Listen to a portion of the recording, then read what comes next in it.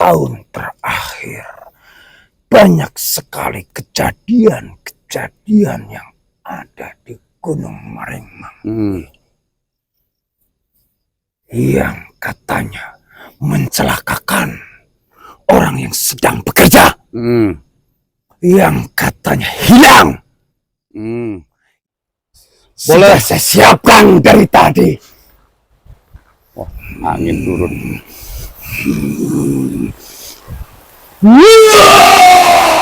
Sebelumnya, oh, secihnya sahabat diudani. mohon izin dulu. Waduh, jarang-jarang nih saya diudani ini nih. Masya Allah, sampai pada cindil. Kayak dujal. Aja nih anak, buat ke sahabat.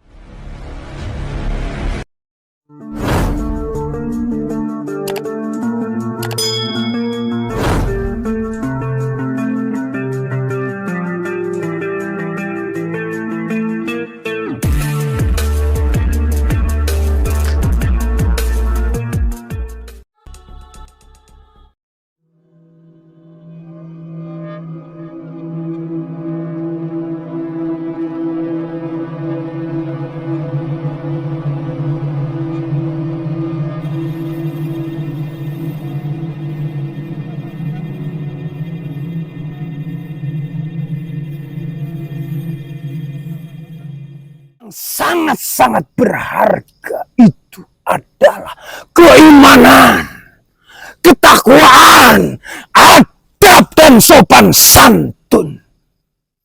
Itu baru harta karun yang tak ternilai, yang tidak setiap manusia memiliki. Subhanallah. Lalu kemudian beratus-ratus tahun kemudian meletus lagi gunung Batuara itu, sehingga membelah antara Jawa dan Sumatera yang kala itu memang sudah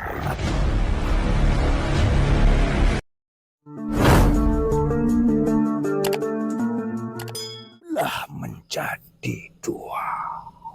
Memang di sini terkena dampaknya, tapi tidak seberapa, tidak sampai menghancurkan tempat ini. Lalu kemudian di saat Pangeran Sabakingkin mulai merencanakan untuk memperluas ajaran-ajaran Islam itu oleh atas perintah ayahandanya Gunung Jati, beliau pun bekerja sama dengan keturunan-keturunan yang ada di sini, termasuk Ratu Kamsiah. Beliau sangat berjasa. Kenapa saya bilang begitu? Tentunya kamu masih ingat perjalananmu sebelum kemari beberapa hari yang lalu. Iya. Mengapa mereka ditempatkan di situ? 40 hulu balang yang didatangkan dari Pulau Sumatera untuk membantu membangun Kesultanan Banten. Itu masih wilayah ini, satu wilayah kekuasaan.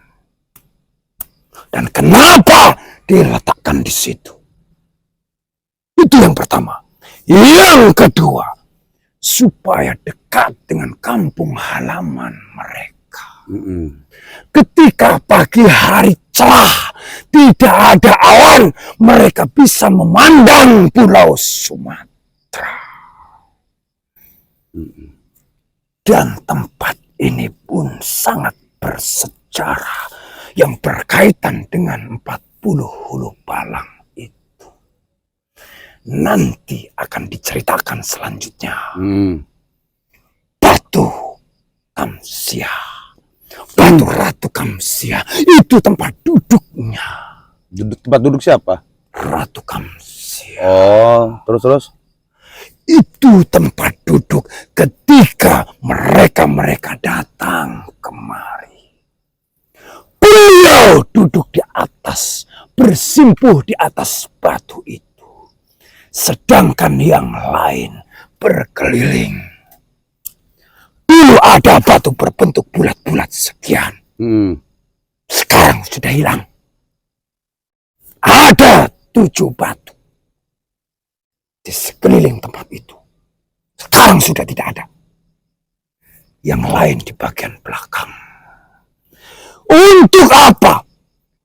Untuk membahas segala sesuatu yang berkaitan dengan kelestarian tempat ini.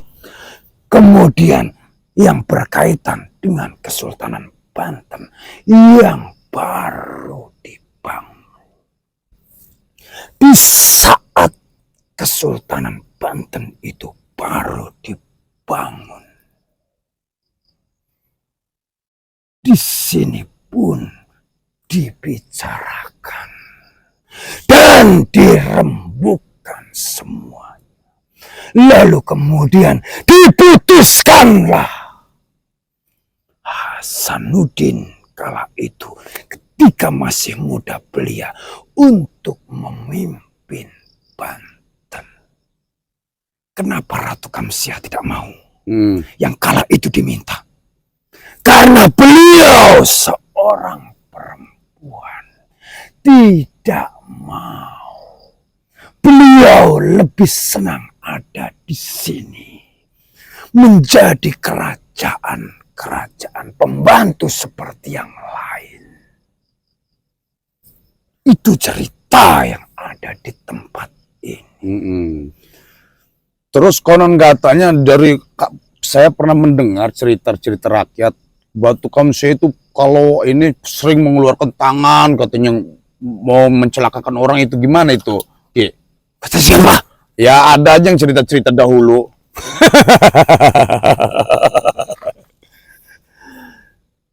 Kembali saya katakan, adab dan sopan santun itu nomor 1. Kalau mereka yang datang ke tempat ini, walaupun mereka merasa memiliki ilmu tinggi, memiliki kesaktian, kalau tidak punya adab, bukan tangan manusia, tangan harimau belang. Terus di gunung ini sering orang, jadi boleh dikatakan kelarut lah, sering disasarin. Itu kerjaan siapa itu, Ke? Itu kenapa lagi? Nyasar. Itu ada 2 sebab. Yang paling sering tersesat di sini.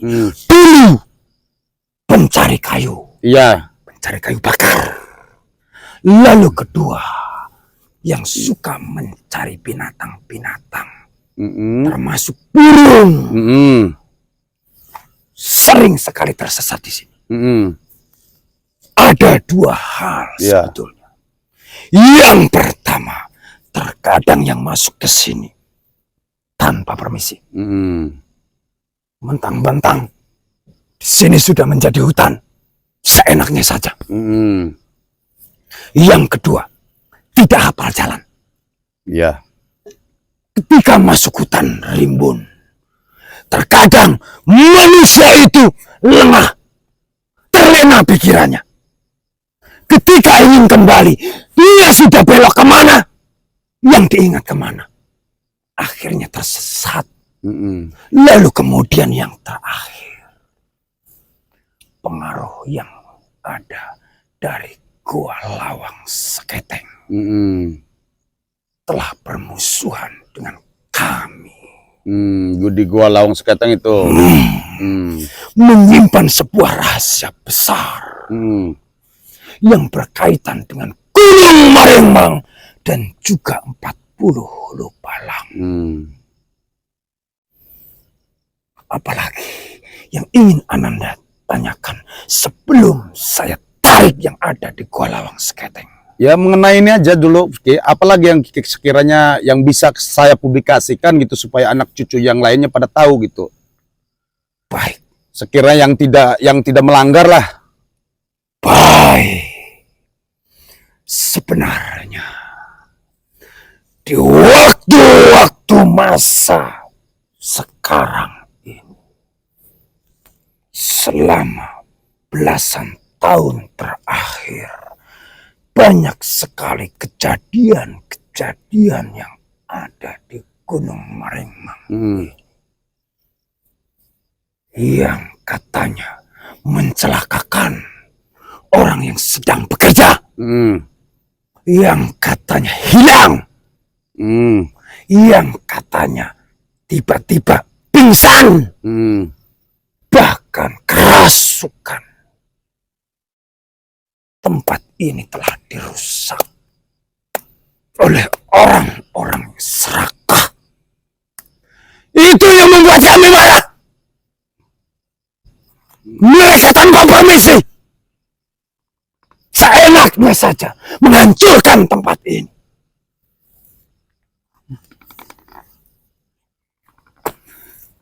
Allah, Tuhan itu menciptakan gunung-gunung sebagai pasak-pasak di muka bumi. Untuk apa? Supaya tanah ini tidak ikut bergerak terombang-ambing oleh lautan yang ada di bawah bumi. Lautan yang panas. Ketika gunung-gunung itu telah hancur, bumi berguncang karena benturan demi benturan, maka tanah ini akan sangat mudah sekali terombang-ambing dengan keras. Dan itu pun akan menghancurkan kehidupan umat manusia itu sendiri. Seharusnya mereka berpikir panjang demi kelangsungan hidup anak cucu mereka. Tapi apa yang mereka lakukan? Hanya untuk mementingkan nafsu dunia. Dengan dalih pembangunan, perbaikan. Tapi sebetulnya mereka dengan tidak sadar telah menghancurkan kehidupan anak cucu mereka sendiri. Ya. Mohon maaf jika saya berbicara sedikit keras. Iya.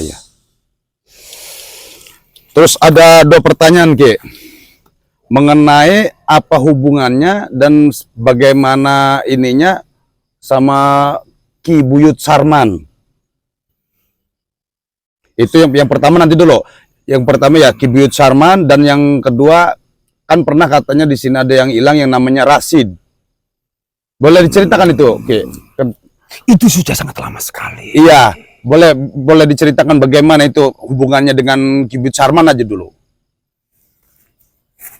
Sarman itu adalah penerus yang menjaga, melestarikan tempat ini. Setelah sepeninggalan Sunan Marengma dan juga Ratu Kamsia. Dirimu pasti paham, pasti tahu, bahkan sering datang padamu. Berjenggot panjang putih sampai sekian panjangnya, dan membawa seekor harimau putih. Selalu berada di sebelah kiri. Itu sampai sekarang harimau itu yang bertugas untuk berkeliling. Itu sangat-sangat erat hubungannya. Karena kenapa? Sarman itu keturunan Sunan Marengma.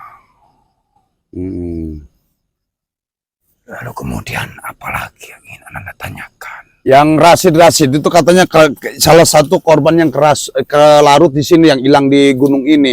Itu sepertinya seperti apa kalau ininya itu ceritanya itu, Ki? Itu terjadi sudah lama sekali. Iya, ini dulu senang sekali ke tempat ini mencari kayu bakar. Terkadang juga membawa burung pulang. Waktu ke sini dia sebetulnya bukan dibawa makhluk gaib. Dia kala itu sudah sering sakit. Terkadang tiba-tiba pingsan. Ketika dia datang masuk ke hutan ini, tepatnya di bawah gunung sana. Iya. Sakit, kepala bergoyang-goyang. Tiba-tiba mata gelap, lemas, gemetar, dan pingsan di tempat itu. Sehingga akhirnya tidak dapat kembali ke rumah. Ya konon katanya kan ada cerita waktu pertama hilang seminggu masih pulang makan, katanya nanti sebulan sekali masih pulang makan, 2 bulan sekali masih, jadi timbul lama-lama hilang nggak pulang-pulang. Itu gimana cerita seperti itu? Itu menurut cerita-cerita orang.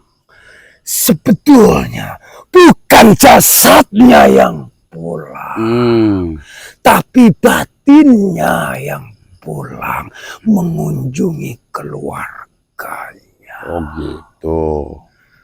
Makanya bahkan sampai sekarang pun terkadang orang yang sudah meninggal dunia itu seolah-olah datang kembali ke rumah orang itu sebentar dan kembali seperti itu. Masih ada lagi yang bisa kami ini dengan cerita-cerita mengenai Marengmang. Nah ya itu satu lagi yang belum disebut. Di situ kan ada Buyut Marengmang, Buyut Ratu Kamsia sama Mas Unah, Buyut Unah. Itu adiknya. Oh itu adiknya. Adiknya Ratu Kamsia. Oh Buyut Unah itu adiknya. Adiknya. Oh gitu. Berambut panjang. Diikat. Iya. Kadang digelung. Iya. Memakai jarit berwarna coklat. Memakai kebaya putih. Oh, jadi itu adanya. Oh, ya udah, Beliau tidak mau dipanggil ratu. Oh, beliau nggak mau dipanggil ratu. Ya udah. Apalagi yang sekiranya bisa saya terima untuk cerita-ceritanya? Satu hal. Apa? Tempat ini bukanlah tempat yang angker. Tempat ini bukanlah tempat yang lenyit. Kembali lagi kepada diri manusia itu masing-masing. Tergantung niat dan tujuan mereka datang ke tempat ini untuk apa. Iya. Kalau untuk sombong, jangan harap. Apalagi merasa paling bisa. Apalagi datang ke tempat ini ingin menghancurkan sejarah tempat ini. Sudah berapa yang menjadi korban? Atas ulah mereka sendiri. Iya. Dirimu pasti tahu. Iya. Hanya saja dirimu selama ini diam. Kalau begitu, izinkan saya untuk menarik dia yang ada di Gua Lawang Seketeng. Dia menguasai dari bangsa apa, Ki? Nanti dirimu akan tahu. Oh iya dah. Saya mohon izin. Bismillahirrahmanirrahim.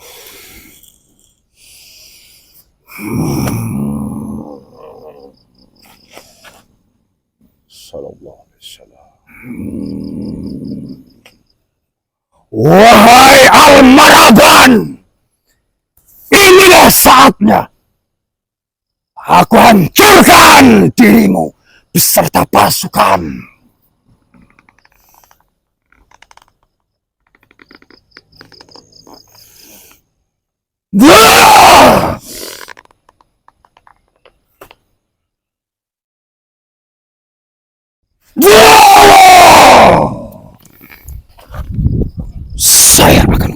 Iya.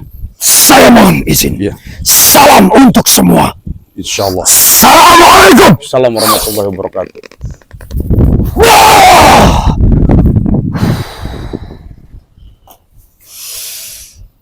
Bismillahirrahmanirrahim.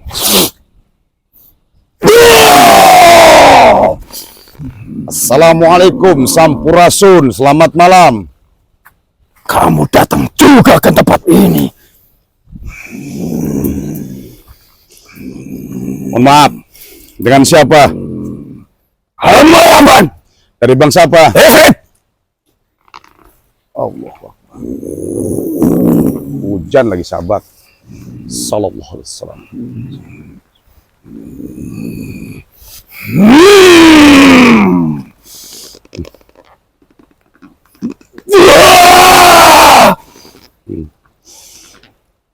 Boleh saya siapkan dari tadi. Wah, angin turun.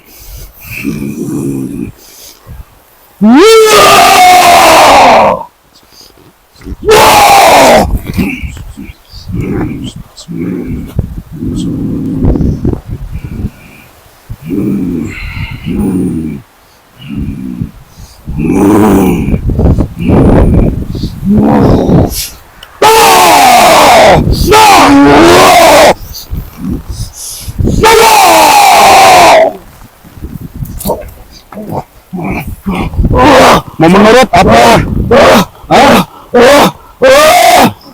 Menurut nggak?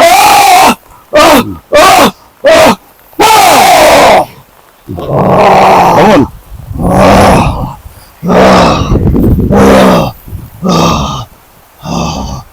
Turunan Marengmang. Dengerin dulu. Ikutin saya. Asyhadu alla ilaha illallah wa asyhadu anna Muhammadar Rasulullah sallallahu alaihi wasallam.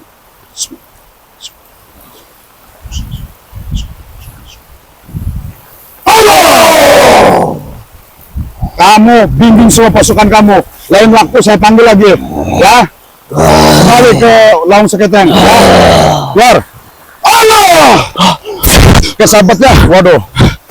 Apapun yang kami lakukan pada intinya itu hanya sebatas syariat dan sebatas pemediasian saja. Masalah hakikat dan kebenaran hanya milik Allah. Jaga terus 5 waktu, perbanyak sholawat. Berbagilah di saat ada rezeki. Hablum minallah, hablum minas, jalankan semuanya, insya Allah hidup kita berkah, selamat dunia akhirat.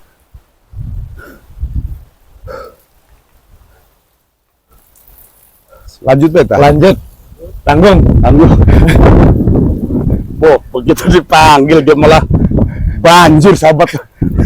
Malah berhenti ini. Oh, langsung angin turun ya. Wow, fenomena ini. Beneran ya.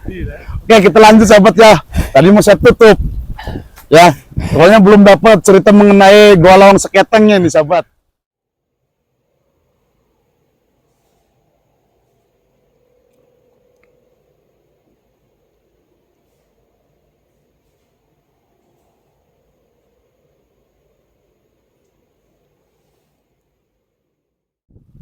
Bismillahirrahmanirrahim.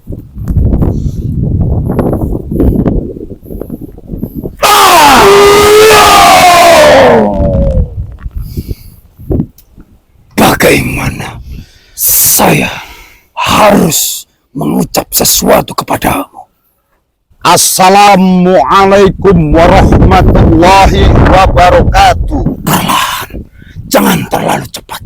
Assalamualaikum Assalamualaikum warahmatullahi wabarakatuh.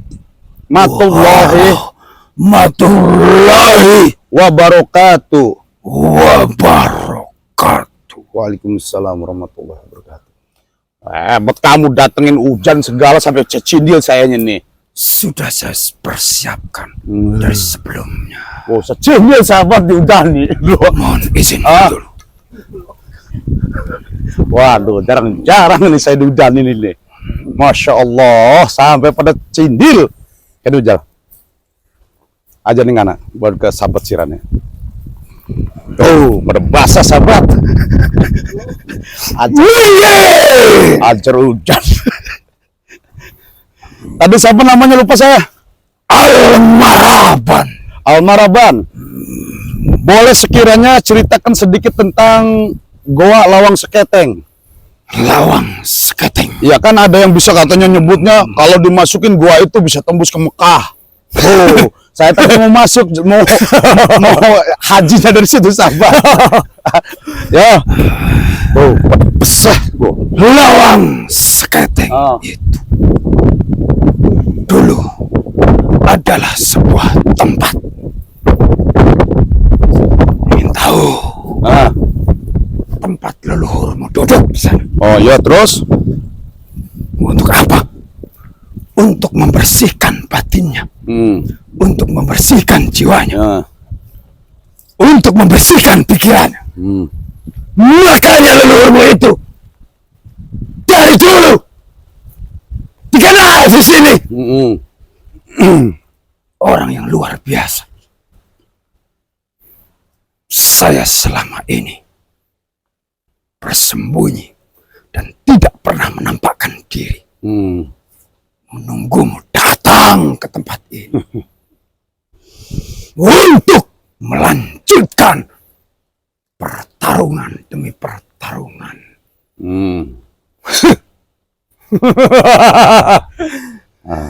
Itu dulu. Sekarang tidak. Terus. Yang kedua, setelah didatangkan 40 lupalang dari tanah Sumatera ke tempat ini, disitulah mereka digembleng. Terutama mereka-mereka yang ahli perang, ahli batin, ahli pengobatan. Karena memang sejak zaman dulu pengobatan itu bukan secara lahir saja, dan batin pun harus ikut bermain. Di Lawang Seketeng itulah mereka digembleng satu persatu. Dengan puncaknya masuk selama 40 hari, 40 malam baru keluar dari tempat itu. Tidak ada masuk ke situ, tembus kemana. Lah kiranya katanya banyak yang bilang katanya masuk ke situ tembus ke Mekah. Hilang yang ada. Saya mau masuk tadinya biar tembusnya di atas Makabah. Biar hajinya nggak bikin paspor lagi, biar nggak nunggu lama-lama. Terus. Lalu kemudian seiring waktu berjalan, masa demi masa berlalu, sehingga tempat itu pun sudah tidak dipergunakan lagi. Sehingga kamilah yang menguasai dan menempati. Oh gitu. Untuk apa? Menjerumuskan bangsa kalian dengan iming-iming kekuatan, kesaktian, harta, tahta, permata. Jadi sampai sekarang masih ada Almaraban, masih ada yang datang? Sudah tidak ada. Terakhir kapan? Beberapa waktu lalu. Tepatnya 5 tahun yang lalu. Oh. Itu pun bukan orang sini. Orang jauh. Tidak kuat. Baru 1 minggu sakit. Pulang. Jadi pada intinya di situ tuh tempat penggemblengan aja ya, dan tempat duduk para sepuh. Betul sekali. Gitu. Jadi nggak ada yang lain-lain lagi. Harta, permata, kesaktian tidak ada. Karena kenapa?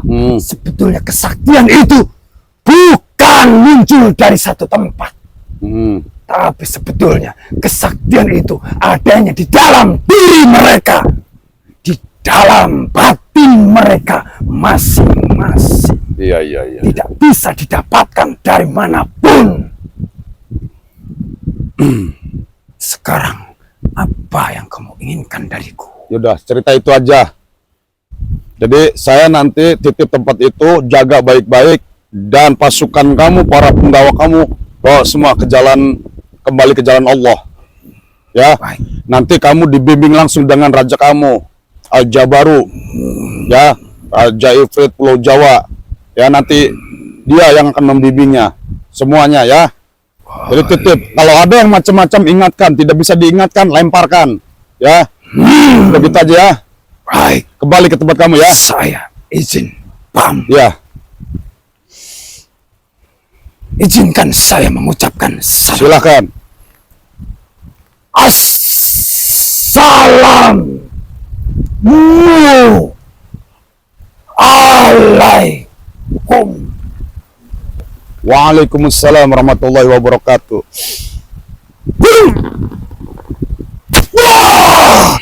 Alhamdulillah.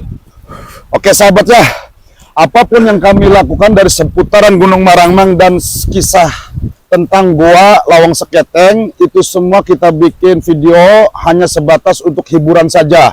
Mengenai sejarah banyak versi-versi dan versi.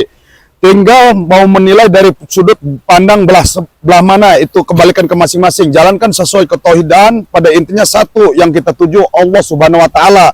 Jadi tidak perlu kita perdebatkan, tidak perlu kita permasalahkan. Yang baik ambil, buruk buang. Itu aja sahabat ya. Dan apapun yang kami lakukan semua itu hanya sebatas syariat dan pemediasian saja. Masalah hakikat dan kebenaran hanya milik Allah. Ya, jaga 5 waktu, perbanyak sholawat, dan berbagilah di saat ada rezeki.